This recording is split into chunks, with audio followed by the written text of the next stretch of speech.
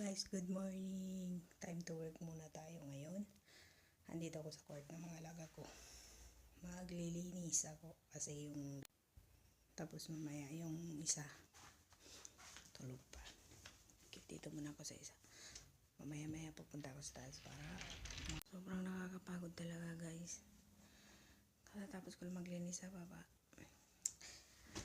Dito na naman ako sa taas. Grabe, sobra.